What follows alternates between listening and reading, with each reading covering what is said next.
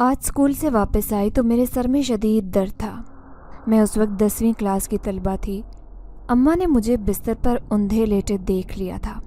کہنے لگی، کیا ہوا آج؟ پھر سے سر میں درد ہوا ہے کیا تجھے؟ میں بیزاری سے کہنے لگی، اماں یہ سر درد تو جان ہی نہیں چھوڑ رہا۔ اماں کہنے لگی، ہاں یہ شام کو مہر بانو کے پاس لے کر چلتی ہوں، وہی تجھے دم درود کرے گی۔ یہ سنتے ہی میں خوش ہو گئی تھی۔ مہر بانو باجی ویسے ہی مجھے اچھی لگتی تھی۔ ان کے پاس جانے کے لیے تو میں انتظار کرتی تھی، اور آج میرا انتظار ختم ہو گیا۔ شام ہو گئی تو میں اماں کے ساتھ ان کے پاس آ گئی۔ ہمیشہ کی طرح انہوں نے سفید رنگ کے کپڑے پہن رکھے تھے۔ ان کی گوری رنگت اور نازک سا سراپا ان کے سفید لباس نے بہت خوبصورت بنا دیا تھا۔ میں انہیں غور سے دیکھتی رہتی تھی۔ پھر انہوں نے بڑے پیار سے مجھے دم کیا اور کہنے لگی، زیادہ پڑھائی کا بوجھ نہ ڈالا کرو ذہن پر، بجائے اس کے کہ تم اپنی سہیلیوں کے بارے میں سوچو کہ وہ تم سے پڑھائی میں اچھی ہیں۔ تم خود پڑھائی پر توجہ دو گی تو بہت اچھے نمبر حاصل کرو گی۔ ہمیشہ کی طرح انہوں نے میرے دل کی بات کہہ دی۔ میں شرمندہ سے نظریں جھکا کر کہنے لگی، کیا کروں؟ ہم 4 سہیلیوں کا گروپ ہے مہر باجی، میں چاہتی ہوں کہ میں ان سے پیچھے نہ رہ جاؤں۔ میری بات سن کر ان کے چہرے پر سوچ کے سائے لہرائے۔ وہ کہنے لگی، یہ سب تو خدا کے ہاتھ میں ہے، کون کس سے پیچھے رہ جائے اور کون آگے بڑھ جائے۔ مجھے ہی دیکھ لو، میں زندگی سے پورے 10 سال پیچھے ہوں لیکن اپنی زندگی سے مطمئن ہوں۔ مجھے ان کی بات پر واقعی حیرت ہوئی تھی، کیونکہ محلے پڑوس کے لوگوں میں مشہور تھا کہ مہر باجی شادی شدہ تھی، لیکن آج تک ان کے شوہر کے بارے میں پتہ نہیں چل سکا۔ تو دوسری عورتوں کا خیال تھا کہ اس نے شادی نہیں کی۔ اب 35 سال کی ہو گئی ہے لیکن ابھی تک غیر شادی شدہ ہے۔ 5 وقت کی نماز، تہجد کی نماز اور قرآن پاک ہر وقت کھول کر پڑھنے والی مہر باجی، جو اپنے گھر میں بالکل تنہا رہتی تھی۔ ساری محلے کی عورتوں کا آنا جانا ان کے پاس تھا، کیونکہ ان کے ہاتھ میں بہت شفا تھی۔ وہ دم درود بھی کرتی، میں بھی ان کے پاس ہی آتی رہتی۔ میں اپنے 3 بھائیوں کی اکلوتی بہن تھی، پورے گھر کی لاڈلی، اسی لیے اماں کا خیال تھا کہ مجھے بہت جلدی نظر لگ جاتی ہے، اور خدا نے مجھے خوبصورتی جیسی دولت سے بھی نواز رکھا تھا۔ میری عمر ابھی صرف 15 سال تھی، لیکن اس عمر میں بھی میرے بال بہت زیادہ لمبے اور خوبصورت تھے، جنہیں کبھی کبھار میں کھول کر اسکول چلی جاتی۔ اماں مجھے بہت ڈانٹتی تھی۔ اماں کا خیال تھا کہ اسکول وغیرہ ایسی جگہوں پر اکثر آسیب کا بسیرا ہوتا ہے، اور لڑکیوں کے بالوں پر تو ویسے ہی جنات بہت جلدی عاشق ہو جاتے ہیں۔ لیکن مجھے اپنے بالوں کی تعریف سننا اچھا لگتا تھا۔ جب میری سہیلیاں کہتی کہ کاش ایمن تمہاری طرح ہمارے بھی ایسے ہی خوبصورت بال ہوتے، تو مجھے بہت خوشی ملتی کہ خدا نے مجھے اتنی اچھی نعمت سے نوازا ہے۔ اس کے ساتھ ساتھ میں پڑھائی میں بھی اچھی تھی۔ ویسے محلے میں میری کوئی سہیلی نہیں تھی، ساری سہیلیاں بہت دور دور رہتی، لیکن میں کبھی کبھار مہر باجی کے پاس چلی آتی۔ کبھی دل چاہتا کہ ان سے پوچھوں کہ آخر ان کی زندگی کیسی گزری ہے۔ کبھی بھی انہوں نے اپنی پچھلی زندگی کے بارے میں مجھے کچھ نہیں بتایا تھا۔ میں ان کی حقیقت جاننا چاہتی تھی کہ آیا یہ شادی شدہ تھی یا غیر شادی شدہ۔ ایک دن میں نے اماں سے پوچھا تو وہ کہنے لگی، ہم کسی کی ذاتی زندگی کے بارے میں سوال نہیں کر سکتے، نہ جانے اس بیچاری عورت کا شوہر کہاں ہے یا اس نے اسے چھوڑ دیا ہے، مجھے تو کچھ معلوم نہیں، اور تمہیں بھی زیادہ پوچھنے کی ضرورت نہیں ہے۔ اماں کی بات سن کر میں خاموش ہو گئی۔ پھر 2-3 دن گزرے تھے جب گاؤں میں رہنے والی پھپھو ابا کے پاس چلی آئی۔ وہ ایک جاگیردار گھرانے سے تعلق رکھتی تھی۔ نہ جانے کمرے میں بیٹھ کر ابا اماں اور ان کے درمیان کیا باتیں ہو رہی تھی، جبکہ میں چائے بنانے کی کوشش کر رہی تھی۔ الٹی سیدھی چائے بنا کر میں نے پھپھو کے سامنے لا کر رکھ دی تو وہ بڑے پیار سے میرے سر پر ہاتھ رکھ کر کہنے لگی، ماشاء اللہ کتنی سمجھدار ہو گئی ہے اور خوبصورت بھی۔ پھپھو کی بات پر میں مسکرا دی، لیکن نہیں جانتی تھی کہ اگلے دن مجھ پر قیامت ٹوٹنے والی ہے، جب ابا کہنے لگے کہ میں ایمن کی شادی کا ارادہ رکھتا ہوں۔ زبیدہ مجھ سے اس کا ہاتھ مانگنے آئی تھی۔ اماں کا دل دھک سے رہ گیا، جبکہ مجھے ایسے لگ رہا تھا جیسے میرے جسم سے جان نکل گئی ہو۔ محض 15 برس کی عمر میں ابا میری شادی کرنا چاہتے تھے۔ मैं फटी फटी निगाहों से उनकी तरफ देखे रोए चले जा रही थी, जबकि अम्मा दबे लफ्ज़ों में अब्बा से कहने लगी, अभी तो मेरी बेटी 15वें साल में लगी है। ये पुराना दौर नहीं है जो बेटियों की इतनी जल्दी रुखसती कर दें। अब्बा गुस्से से गरजते हुए कहने लगे, इतना अच्छा रिश्ता है, हाथ से जाने दूं? वैसे तो अब्बा कहते थे कि मैं उनकी लाडली बेटी हूँ, लेकिन मेरी ज़िंदगी का फ़ैसला वो इतनी जल्दी करना चाहते थे। मैंने खुद को कमरे में बंद कर लिया, लेकिन अम्मा कह रही थी कि मैं तेरे अब्बा से कहूँगी कि वो तेरी इतनी जल्दी शादी का फ़ैसला ना करें। लेकिन मुझे बहुत खौफ महसूस हो रहा था। मैं अब्बा से नाराज़ स्कूल भी नहीं जा रही थी, लेकिन हैरान रह गई जब 2-3 दिन बाद मेहर बाजी अब्बा के पास आई थी। ये क्या कर रहे हैं चचा आप? ऐमन इतनी मासूम है और छोटी है, और आप उसकी शादी का सोच रहे हैं। मुझे अपनी बेटी समझते तो इस फैसले को यहीं पर ख़त्म कर दें। अब मेहर बाजी की अब्बा बड़ी इज्जत करते थे। उन्होंने कुछ ऐसे अब्बा को समझाया कि अब्बा ने फ़ोन करके पुप्पो को कह दिया कि वो मेरी शादी 3-4 साल बाद करेंगे, जब मैं 19-20 साल की हो जाऊंगी। मेरी खुशी की इंतहा न थी। मैंने फिर से स्कूल जाना शुरू कर दिया। फिर स्कूल से वापस आई तो अम्मा से कहने लगी, मैं मेहर बाजी के पास जा रही हूँ। मैं आज उनका शुक्रिया अदा करने आई थी। मैंने देखा उनके चेहरे पर उदासी थी। फिर वो कहने लगी, तुम्हें यकीन नहीं आएगा ऐमन कि मेरी शादी भी सिर्फ 14 साल की उम्र में हुई थी। उनकी बात सुनकर मैं हैरान रह गई। मैं कहने लगी, आप सच कह रही हैं? लेकिन मेहर बाजी, सब लोग तो कहते हैं कि आपने अपने शोहर को छोड़ दिया। मेहर बाजी ने गहरी सांस ली और कहने लगी, हाँ छोड़ दिया, क्योंकि मेरी शादी सिर्फ एक धोखा और फरेब थी, इसके सिवा कुछ भी नहीं। मेरे साथ जो हुआ था वो किसी लड़की के साथ ना हो। अब तो मेरी दिलचस्पी और भी बढ़ गई थी। मैं उनके बारे में जानना चाहती थी कि आखिर उनके साथ क्या हुआ है। मैं कहने लगी, मेहर बाजी, मुझे बताएं कि आपके साथ ऐसा क्या हुआ है जो आप ऐसी बातें करती हैं। आपने अपने आप को इतना बदल लिया है, सारी ज़िंदगी शादी नहीं की दोबारा। उन्होंने गौर से मेरा चेहरा देखा, फिर कहने लगी, बताऊंगी ज़रूर तुम्हें अपनी ज़िंदगी की सारी दास्तान, लेकिन अभी नहीं, जब वक्त आएगा तब। मैं उनसे इसरार करते हुए कहने लगी, नहीं, मुझे आपके बारे में अभी जानना है, मुझे बताएं। वो मुस्कुराते हुए कहने लगी, अच्छा ठीक है, एतवार वाले दिन तुम्हारी छुट्टी होती है, तुम आ जाना सुबह सवेरे अपनी माँ से पूछ के। मैं खुशी खुशी घर आ गई। 2-4 दिन पढ़ाई में उलझ कर रह गई, लेकिन जब एतवार आया तो उस दिन मैंने जल्दी जल्दी नाश्ता किया। रिश्ते वाली बात के बाद से मैं अब्बा से नाराज़ थी, इसीलिए मैं उन्हें खूब नाराज़गी दिखा रही थी कि उन्होंने मेरे बारे में ज़रा भी नहीं सोचा और रिश्ते के लिए हाँ कर दी, जबकि अभी तो मेरी उम्र भी नहीं थी। अम्मा से इजाज़त लेकर मैं मेहर बाजी के घर आ गई। वो अकेली ही तो रहती थी। आज भी अपने 2 जोड़े धोकर सुखाए और फिर अपने बालों को सुलझाने लगी। मैं हैरान रह गई कि उनके बाल बहुत खूबसूरत और लंबे थे। वो थी भी बड़ी हसीन औरत। मुझे बड़ा अफसोस हुआ। पागल ही हुआ होगा वो, जिसने मेहर बानो बाजी की कदर नहीं की। मैं दिलचस्पी से कहने लगी, अब बताएं मेहर बाजी अपने बारे में आप। मैं आपके बारे में बहुत कुछ जानना चाहती हूँ। मैंने अपने दिल की बात उनके सामने रख दी थी। उन्होंने एक ठंडी सांस भरी, फिर कहने लगी, मेरी ज़िंदगी बड़ी अजीबोगरीब थी गुड़िया। कहाँ से शुरू करूँ अपनी ज़िंदगी की दास्तान। अम्मा ने बड़े प्यार से मेरा नाम मेहर बानो रखा था। मेरा ताल्लुक़ एक गरीब घराने से था। हम एक छोटे से गांव में रहते थे। अब्बा का उठना बैठना कुछ अच्छे लोगों में नहीं था।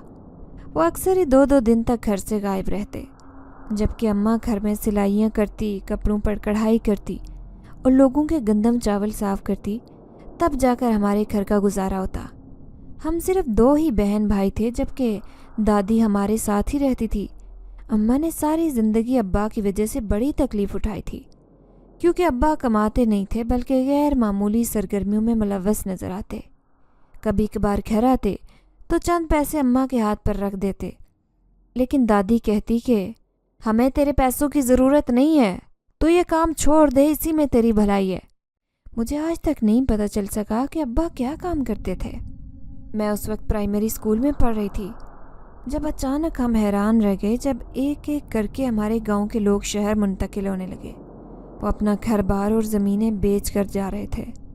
इस बात पर अम्मा और दादी को भी बहुत तशवीश थी।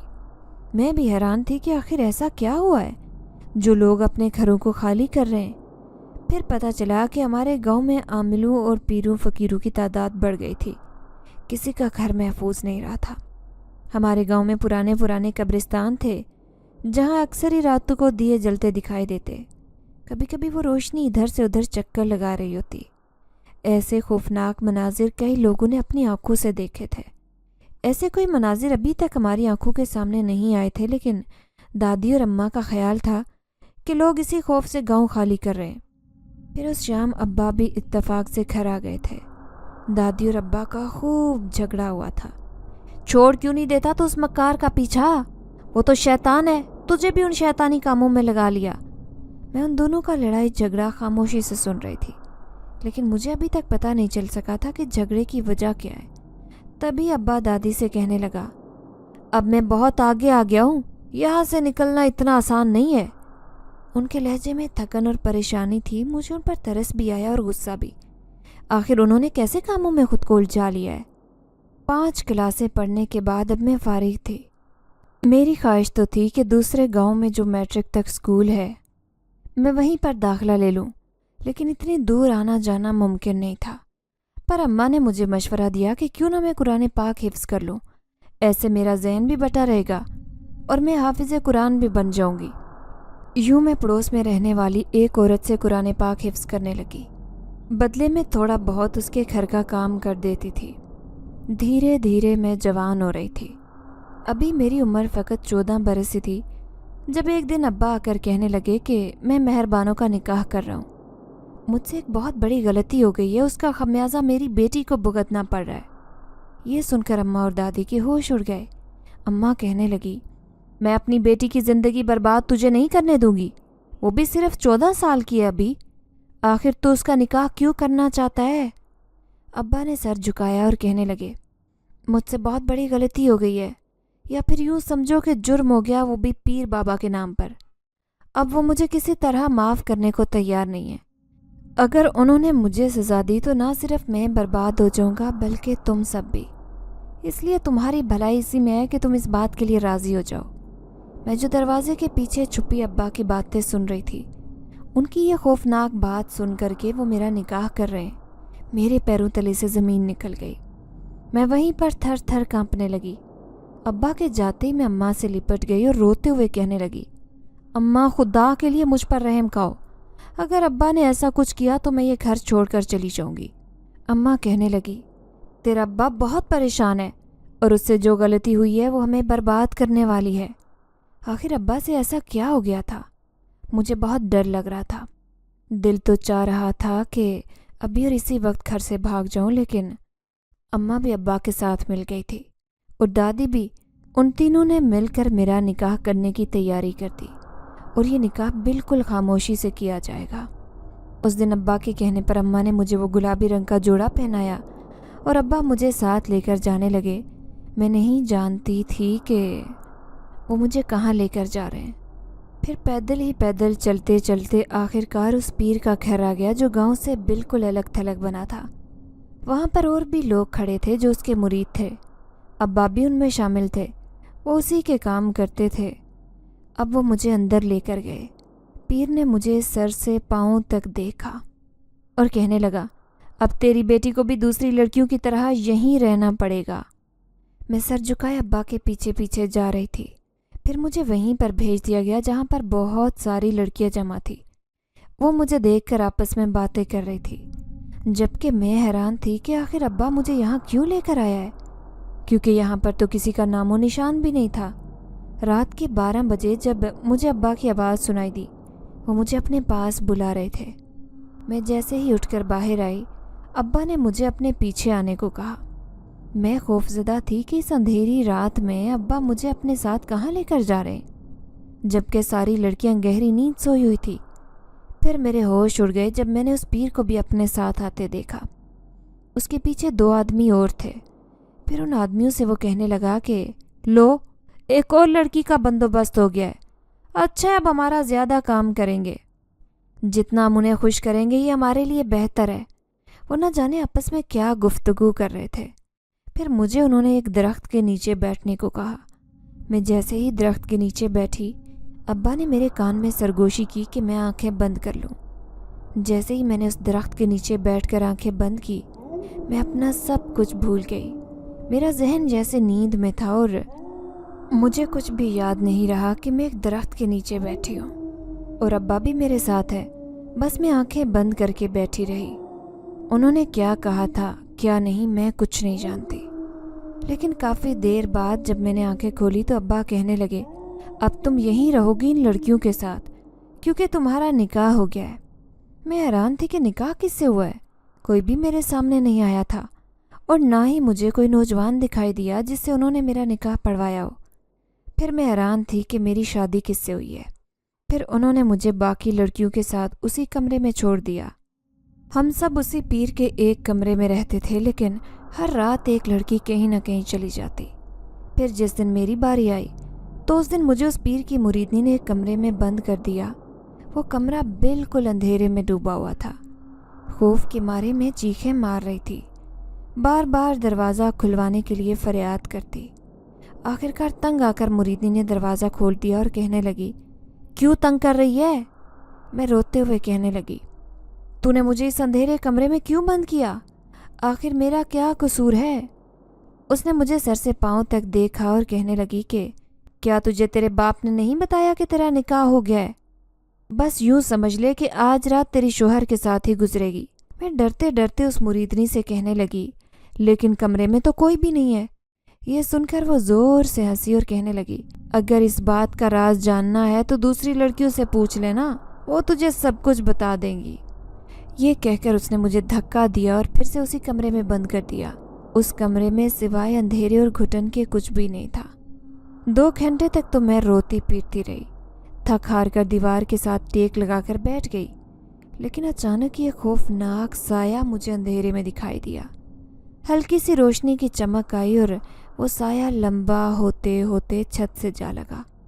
کسی کے زور سے خوفناک کہکے کی آواز میرے آس پاس گونجنے لگی۔ میں اس سے پہلے کہ چلاتی، اچانک مجھے اپنی آواز اندر جاتی محسوس ہوئی۔ میرے الگ سے کوئی آواز برآمد نہ ہوئی، لیکن کسی نے اپنے دونوں خوفناک ہاتھوں سے مجھے دبوچ لیا۔ یہ منظر اس قدر دہشت ناک تھا کہ میں وہیں گر کر بے ہوش ہو گئی۔ جب ہوش آیا تو میں اسی مخصوص کمرے میں جہاں ساری لڑکیاں رہتی تھی اسی کمرے میں پڑی تھی۔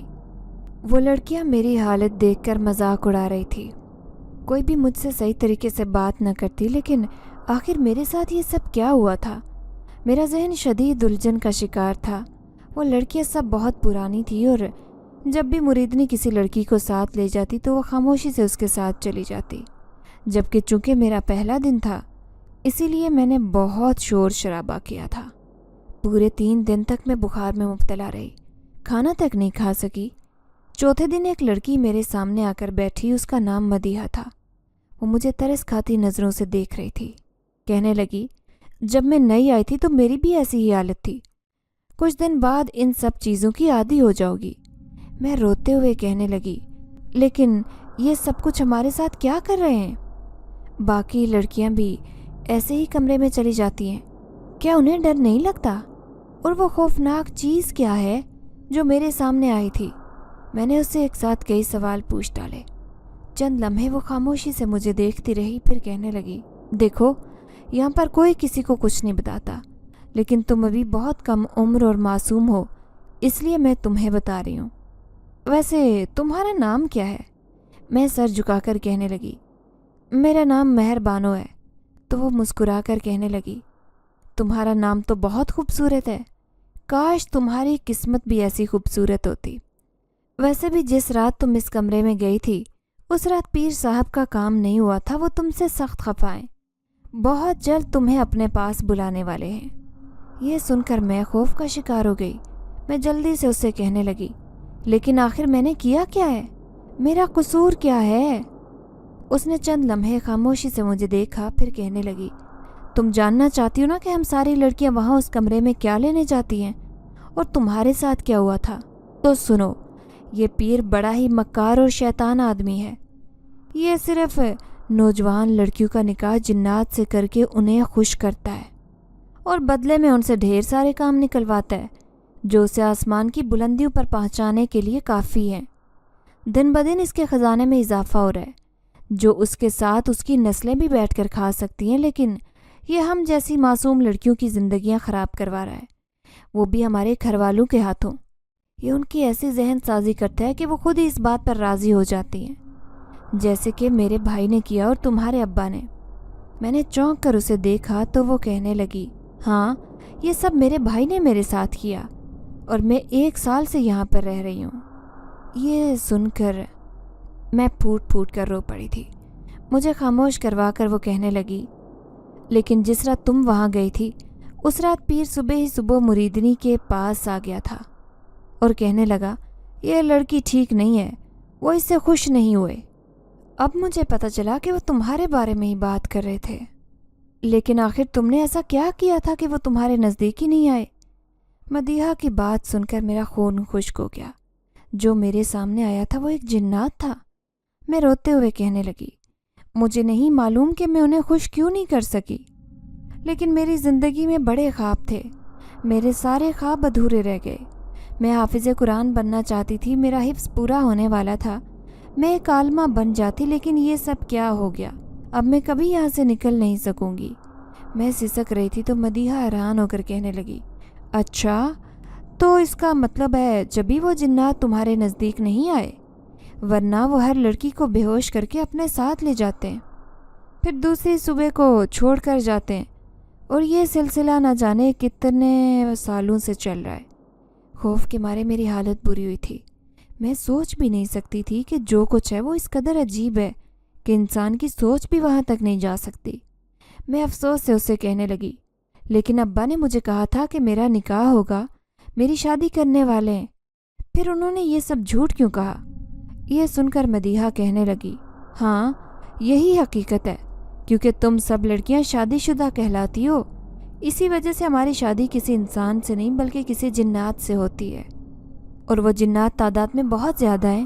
یہی وجہ ہے کہ پیر صاحب کے بارے میں دن بدن مشہور ہوتا جا رہا ہے۔ یہ سارے کرتوت اسی کے ہیں۔ اب میں سمجھ گئی کہ کبھی بھی میری جان یہاں سے نہیں چھوٹے گی۔ ایک رات ایک لڑکی اس مریدنی کے ساتھ چلی جاتی، اور پھر جب میری باری آتی تو وہ صرف مجھے ڈراتے تھے، میرے نزدیک بھی نہیں آتے تھے، اور پھر میں خوف کے مارے بے ہوش ہو جاتی۔ ایک دن میں اسی کمرے میں بند تھی، میں نے زیر لب قرآن پاک کی تلاوت کرنی شروع کر دی تو دیکھتے ہی دیکھتے وہ خوفناک سایہ ایک اجنبی نوجوان میں بدل گیا۔ میں اسے سامنے دیکھ کر حیران تھی، جو دکھنے میں خوبصورت لگ رہا تھا۔ وہ مجھے دیکھ کر عجیب انداز میں مسکرا رہا تھا۔ کون ہو تم؟ میں خوفزدہ لہجے میں اس سے پوچھنے لگی کہ یہ سن کر وہ مسکرایا اور کہنے لگا، میں وہی ہوں تمہارا شوہر، ایک جن ذات جس سے تمہارا نکاح ہوا ہے۔ مجھے اپنی آنکھوں پر یقین نہیں آ رہا تھا کہ ایک انسان کے لیے ایک جنات میرے سامنے کھڑا ہے۔ پھر وہ کہنے لگا، جو ابھی تم کلام پڑھ رہی تھی مجھے سناؤ، یہ بہت خوبصورت ہے، اس نے تو میرے دل کو چھو لیا ہے۔ میں ایسے ہی اسے آواز میں قرآن پاک سنانے لگی۔ وہ آنکھیں بند کر کے اسے سنتا رہا اور میں پوری رات اسے سناتی رہی۔ پھر میں افسوس بھرے لہجے میں کہنے لگی، میں اس پورے قرآن پاک کو حفظ کرنا چاہتی ہوں، لیکن اس پیر کی وجہ سے میری خواہش ادھوری رہ گئی۔ خدا کے لیے مجھے آزاد کر دو، میں اپنی خواہشیں پوری کرنا چاہتی ہوں۔ یہ سن کر وہ کہنے لگا، ٹھیک ہے، ویسے بھی ایک انجانی طاقت ہے جو مجھے تمہارے قریب آنے سے روکتی ہے، اس لیے تم میری طرف سے آزاد ہو۔ مجھے یقین نہیں آ رہا تھا کہ وہ اتنی آسانی سے مجھے آزاد کر دے گا۔ میں اس سے کہنے لگی، تم نے تو مجھے آزاد کر دی ہے، لیکن اس پیر نے نہیں، وہ یہاں سے مجھے نہیں جانے دے گا۔ اگر میں اپنے گھر گئی تو وہاں بھی وہ مجھے اپنے پاس بلا لے گا۔ پھر وہ کہنے لگا، میں تم پر ایک ایسا عمل کروں گا جسے تم کسی کو بھی دکھائی نہیں دو گی، اس لیے فکر کرنے کی ضرورت نہیں ہے، تم آسانی سے یہاں سے جا سکتی ہو۔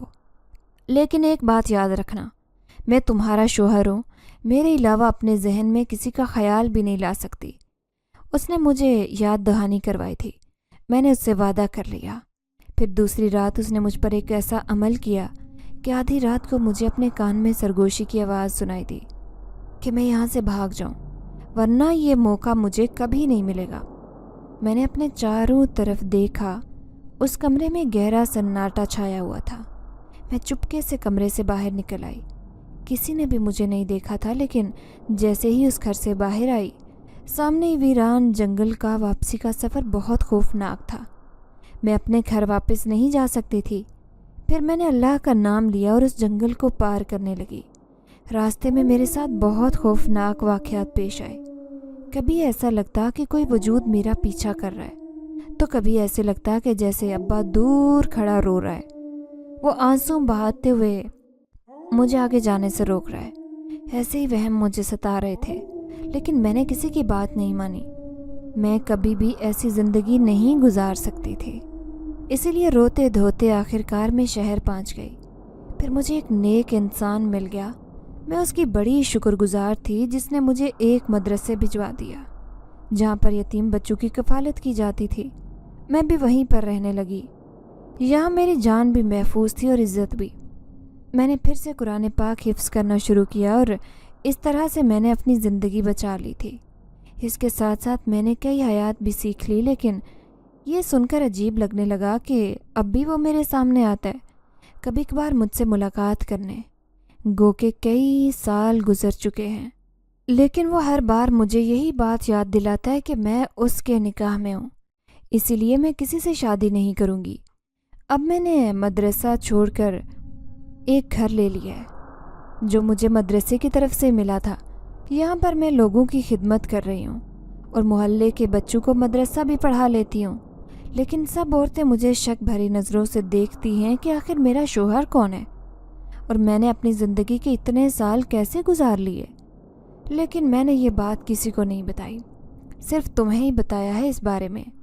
मुझे तुम पर यकीन है कि तुम भी आगे जाकर किसी को नहीं बताओगी। याद रखना, ये मेरी ज़िंदगी की कहानी तुम्हारे पास अमानत है। तुम मेरे बारे में किसी को कभी कुछ नहीं बताओगी। वो मुझसे वादा ले रही थी। उनकी अजीबोगरीब खौफनाक कहानी सुनकर तो मैं भी हैरान थी। मुझे उनसे अचानक डर लगने लगा।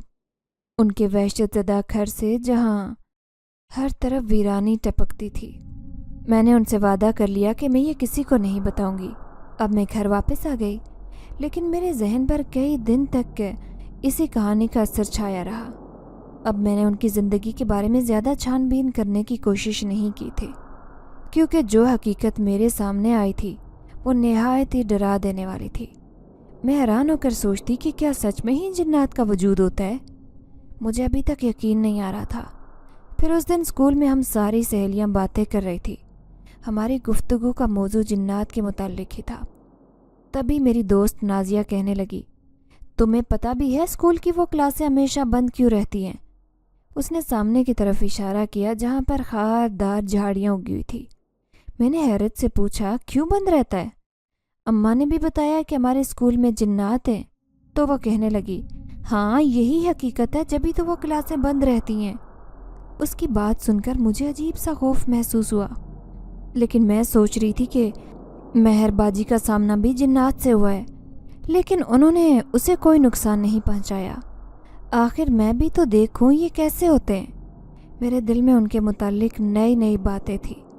इससे पहले कि मैं स्कूल छोड़ दूं, वैसे भी मैट्रिक के पेपर होने वाले, लेकिन एक बार मैं उन्हें देखना चाहती थी। कि यही सोचकर उस दिन जब क्लास में टेस्ट होने वाला था, मेरी उस टेस्ट की तैयारी नहीं थी। मैंने टीचर से कहा कि मैं पानी पीने जा रही हूँ। उन्होंने मुझे इजाज़त दे दी। अब मैं बजाय पानी पीने के उस तरफ आ गई, क्योंकि यहाँ सन्नाटा छाया हुआ था, कोई भी नहीं था। फिर जैसे ही मैंने उस कमरे की खिड़की के अंदर झांक कर देखा, अंदर मुझे कुछ भी नज़र नहीं आया। लेकिन जैसे ही मैं मुड़ने लगी तो किसी ने मेरे कंधे पर हाथ रखा। मेरे मुंह से चीख निकल गई। पलटने पर वहाँ पर कोई भी नहीं था। मेरी आंखें दहशत ज़दा थी। आखिर ये मेरे साथ क्या हुआ है? गिरती पड़ती मैं क्लास तक पहुँची, लेकिन वहीं पर गिरते ही बेहोश हो गई। फिर सब जमा हो गए। मासी कहने लगी कि इस लड़की को मैंने उस तरफ जाते देखा है, लगता है ये किसी चीज़ से डर गई है। फिर अम्मा आकर मुझे अपने साथ ले गई, लेकिन वो मेरी वजह से बहुत परेशान थी। शाम को उन्होंने मेहरबाजी को बुलाया मुझे दम करने के लिए। वो मुझे देखकर परेशान थी। फिर बड़बड़ाते हुए कहने लगी, लगता है तुम्हारे जहन में कोई बात सवार हो गई है। मैं खाली खाली नज़रों से उन्हें देखे गई।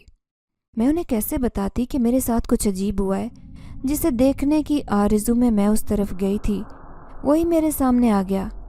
مجھے اکیلا پا کر مہر باجی کہنے لگی، دیکھو تم نے میری کہانی کو اپنے ذہن پر سوار کر لیا ہے، میں نہیں جانتی تھی کہ اس کا تم پر الٹا اثر ہو۔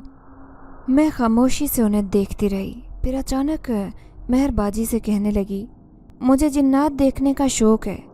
یہ سن کر ان کے حواس اڑ گئے۔ کہنے لگی، سوچنا بھی مت، میں نہیں چاہتی کہ میرے ساتھ جو زندگی میں کہانی ہوئی ہے وہ تمہارے ساتھ بھی ہو، اسی لیے اس بات کا ذکر کسی کے سامنے نہیں کرنا۔ وہ مجھے سمجھا بجھا کر چلی گئی۔ پھر میں اس بات کو ذہن سے نکالنے کی کوشش کرنے لگی۔ میری ساری سہیلیاں مجھ سے ملنے آئی تو کہنے لگی، ایمن اب پیپر ہونے والے ہیں، جلدی سے ٹھیک ہو جاؤ، اب تم نے اسکول جانا ہے۔ پھر ایک ہفتے تک تو میں بخار میں مبتلا رہی، پھر اسکول جانے لگی، لیکن میڈم نے مجھے اپنے آفس میں بلایا اور کہنے لگی، آئندہ تم اس طرف کبھی نہیں جاؤ گی، کس سے پوچھ کر تم وہاں گئی تھی؟ میں نے نظریں جھکا لی، اب میں کیا کہتی کہ میں اپنے شوق کی وجہ سے وہاں گئی تھی۔ پھر اس دن میں اپنی کلاس میں بیٹھ کر پڑھ رہی تھی جب اچانک میری نظر اسی کمرے پر پڑی۔ وہاں کھڑکی سے مجھے کسی کا چہرہ نظر آیا، جیسے کوئی مجھے اشارے سے اپنے پاس بلا رہا ہو۔ میں نے فوراً ہی نظر ہٹا لی، لیکن میرا دل بے چین ہو رہا تھا۔ دل چاہ رہا تھا کہ میں ایک بار پھر سے وہاں جاؤں، اس لیے ٹیچر سے کہنے لگی کہ ٹیچر مجھے باہر جانا ہے پانی پینے۔ انہوں نے مجھے اجازت دے دی تھی۔ اب میں بجائے پھر سے پانی پینے کے اسی طرف جانے لگی، اچانک ماسی نے مجھے آواز دی، اے لڑکی تو وہاں کیا لینے جا رہی ہے؟ میڈم نے منع کیا ہے، وہاں کوئی لڑکی نہیں جائے گی، مجھے نگرانی کے لیے یہاں بٹھایا ہے۔ ماسی نے مجھے روک لیا، لیکن میں نے ان کی ایک نہیں سنی۔ ان کا ہاتھ جھٹک کر فوراً اس کمرے کی طرف چلی آئی۔ میں وہ دروازہ کھولنے کی کوشش کر رہی تھی جس پر تالا لگا تھا۔ پھر میں زور سے دروازہ بجانے لگی۔ نہ جانے مجھے کیا ہو گیا تھا، جب تک ماسی نے میڈم اور ٹیچرز کو بھی بلا لیا۔ ساری لڑکیاں مجھے دیکھ رہی تھی جو میں دروازہ کھولنے کی کوشش میں بے حال ہو رہی تھی۔ یہ دیکھ کر ان کی حالت بری ہو گئی۔ فٹافٹ میڈم نے امی کو بلوا لیا۔ وہ کہنے لگی، آپ کی بیٹی کے اوپر کچھ ہو گیا ہے، یہ دیکھیں ہماری کوئی بات نہیں سن رہی۔ وہ خود مجھ سے ڈر رہی تھی جبکہ اماں کی حالت بری تھی۔ بمشکل وہ مجھے گھر لے آئی، لیکن اب پریشان تھی کہ میں یہ سب کیا کر رہی ہوں۔ اگر ابا کو پتہ چل گیا تو وہ جو پہلے ہی میری شادی کرنا چاہتے تھے، اماں سے غصے کا اظہار کرتے ہوئے کہتے کہ میں پہلے ہی کہہ رہا تھا کہ اس کی شادی کروا دو، دیکھو اب کیا بھگتنا پڑ رہا ہے۔ انہوں نے فٹافٹ مہر باجی کو گھر بلا لیا۔ اب وہ دونوں ہاتھوں میں سر تھامے بیٹھی تھی، کہنے لگی، ایمن تم ابھی بچی ہو، تمہیں کب عقل آئے گی؟ میں نے تمہیں اس لیے اپنے بارے میں نہیں بتایا تھا کہ تم اس بات کو ذہن پر سوار کر لو، میں ضد کرتے ہوئے کہنے لگی، لیکن مجھے اسے دیکھنا ہے، میں دیکھنا چاہتی ہوں کہ وہ کیسے ہوتے ہیں۔ وہ میری بات اچھی طرح سے سمجھ رہی تھی۔ تبھی اماں آ گئی۔ وہ کہنے لگی، کس بات کی ضد کر رہی ہے؟ مہر باجی نے انہیں مشکل سے ٹال دیا اور کہنے لگی، آپ اسے میرے گھر لے کر آنا، میں اسے اچھا سا دم کر دوں گی۔ اماں ان کے کہنے پر مجھے دوسرے دن ان کے گھر لے گئی۔ وہ کہنے لگی، اسے چھوڑ کر چلی جاؤ۔ اماں نے ایسا ہی کیا۔ وہ بہت پریشان لگ رہی تھی، پھر کہنے لگی، تمہیں کب عقل آئے گی ایمن؟ یہ تم کیا کرنے لگی ہو؟ جس چیز کے پیچھے تم بھاگو گی وہ تمہارے نزدیک آئے گی، دیکھو ایسا نہیں کرو۔ میں جھنجھلا کر کہنے لگی، لیکن میں کیا کروں، میں انہیں دیکھنا چاہتی ہوں۔ تو وہ کہنے لگی، ٹھیک ہے تمہاری خواہش میں پوری کر دوں گی، ہر چاند کی 14 تاریخ کو وہ میرے پاس آتا ہے، جو خود کو میرا شوہر کہتا ہے، میں تمہیں اس سے ملوا دوں گی، پھر تمہاری یہ خواہش بھی پوری ہو جائے گی۔ یہ سن کر میں حیرت سے دنگ رہ گئی۔ کیا وہ اب بھی آپ کے پاس آتا ہے؟ انہوں نے ہاں میں سر ہلایا اور کہنے لگی، ہاں میں اس گھر میں اکیلی رہتی ہوں، اور تم نے یہ نہیں سوچا کہ ایک جوان عورت اکیلی گھر میں کیسے رہ رہی ہوں؟ یہ سب جو محلے والے باتیں کرتے ہیں یہ تو اس بارے میں نہیں جانتے، لیکن تمہیں تو اس بات کا پتہ ہونا چاہیے کیونکہ میں نے تمہیں اپنے بارے میں سب کچھ بتا دیا ہے۔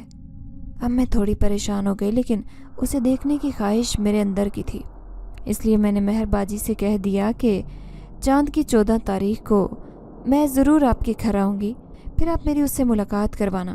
وہ کہنے لگی کہ ٹھیک ہے، ایک شرط پر میں تمہاری ملاقات کرواؤں گی، اس کے بعد تم کبھی ضد نہیں کرو گی اور نہ ہی کچھ ایسی بات کرو گی جس سے تمہارے ماں باپ کو کوئی پریشانی ہو۔ میں نے ان سے وعدہ کر لیا، لیکن میں بہت پرجوش ہو رہی تھی۔ بار بار اماں سے پوچھتی کہ اماں چاند کی 14 تاریخ کب ہے؟ اماں جھنجھلا کر کہتی، ابھی تو نیا چاند شروع ہوا ہے۔ لیکن اماں کو اس بات پر شک تھا. وہ مجھ سے کہتی کہ تو کیوں مجھ سے پوچھ رہی ہے، لیکن میں نے کسی کو بھی نہیں بتایا. دوسری طرف میری سہیلیاں کہہ رہی تھی کہ تمہارا دھیان پڑھائی میں نہیں ہے. میں جو سب سے اچھے نمبر لیتی تھی، اچانک میرے نمبر کم آنے لگے. ٹیچرز کہنے لگی کہ ہم تمہارے ماں باپ کو بلوائیں گے، ان سے شکایت کریں گے. آخر تمہیں کیا ہوتا جا رہا ہے؟ ہمیں تم سے بہت سی امیدیں تھی کہ تم اس بار بورڈ میں اول پوزیشن حاصل کرو گی، لیکن ایسے لگ رہا ہے کہ تم ہمارے ارادوں پر پانی پھیر دو گی. اب میں انہیں کیسے بتاتی کہ میری دلچسپی پڑھائی میں نہیں بلکہ کسی اور چیز میں ہے. لیکن میں نے مہر باجی سے وعدہ کر لیا کہ میں ان کے بارے میں کسی کو نہیں بتاؤں گی، اس لیے میں نے اپنے لب سی لیے تھے. ابھی پیپرز میں پورے 2 مہینے باقی تھے. اس وقت تک میں اچھے سے تیاری کر لیتی، مجھے کوئی فکر نہیں تھی. پھر بڑی مشکل سے چاند کی 14 تاریخ آئی. اس دن میں بڑی فکر مند ہو رہی تھی کہ مجھے نہ جانے گھر سے جانے کا موقع ملے گا یا نہیں. آج اماں کوئی میٹھا بنا رہی تھی محلے میں بانٹنے کے لیے. جب بھی کاروبار میں برکت ہوتی اماں کچھ نہ کچھ میٹھا بنا کر محلے میں بانٹ دیتی. اس بار بھی انہوں نے ایسا ہی کیا. جیسے ہی وہ مہر باجی کے گھر جانے لگی، میں نے فوراً ان کے ہاتھ سے وہ ڈش چھین لی. اماں، انہیں میں دینے جاؤں گی. اماں جانتی تھی کہ میں ان سے کتنا لگاؤ رکھتی ہوں، اسی لیے انہوں نے مجھے جانے دیا.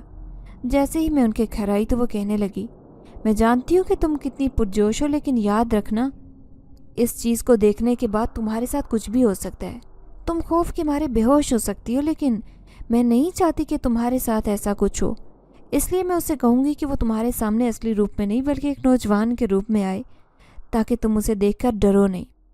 یہ سن کر میں مایوس ہو گئی. پھر کہنے لگی، آج رات میں ضرور آپ کے پاس آؤں گی، بھلے اس کے لیے کچھ بھی کرنا پڑے. انہوں نے ہاں میں سر ہلایا. اب میں گھر آ گئی. پوری شدت سے رات کا انتظار کرنے لگی. جیسے ہی 11 بجے میں نے دیکھا پورے گھر کی لائٹس بند ہو چکی تھی. لگ رہا تھا کہ سب سونے کی تیاری کر رہے ہیں اور میں اسی انتظار میں تھی. چپکے سے گھر سے نکلی اور دوسرے کونے پر موجود مہر باجی کے گھر پہنچ گئی. شکر تھا کہ گلی میں کوئی بھی نہیں تھا، کسی نے بھی مجھے نہیں دیکھا. اب میں ان کے گھر آ گئی تھی. وہ کہنے لگی کہ وہ چاند کی 14 تاریخ کو آ جاتا ہے. وہ دیکھو آج پورا چاند ہے اور چاند کی روشنی کتنی خوبصورت لگ رہی ہے. چلو آؤ، میں تمہیں اس کے کمرے میں لے کر چلتی ہوں جہاں پر کوئی بھی نہیں آتا. اب میں بری طرح کانپ رہی تھی. میں نے صاف انکار کر دیا. میں کہنے لگی، مجھے نہیں جانا، مجھے پہلے ہی بڑا ڈر لگنے لگا تھا. تو وہ کہنے لگی، تمہیں ہی دیکھنے کا شوق تھا، اب کیوں گھبرا رہی ہو؟ جیسے ہی وہ مجھے اس کمرے میں لے کر گئی، اچانک میرے منہ سے چیخ نکلی. وہاں پر ایک خوبصورت نوجوان بیٹھا تھا جو بالکل مہر باجی کی عمر کا تھا. تو مہر باجی کہنے لگی، جاؤ سلام کرو. نہیں نہیں، میں اس کے نزدیک نہیں جاؤں گی. میں گھبرا کر 2 قدم پیچھے ہٹی. یہ سن کر وہ مسکرا کر کہنے لگی، گھبراؤ مت، وہ تمہیں کوئی نقصان نہیں پہنچائے گا، تم مجھ سے مل سکتی ہو. لیکن میں نے صاف انکار کر دیا، جبکہ وہ مجھے دیکھ کر مسکراتا رہا. پورا کمرہ مہک رہا تھا. یہ سب مجھے عجیب سا لگ رہا تھا. کسی قسم کا کوئی ڈر بھی نہیں لگا. میں سوچ رہی تھی کہ جبھی تو مہر باجی اتنی خوش رہتی ہیں. دکھنے میں تو وہ ایک خوبصورت نوجوان لگ رہا تھا.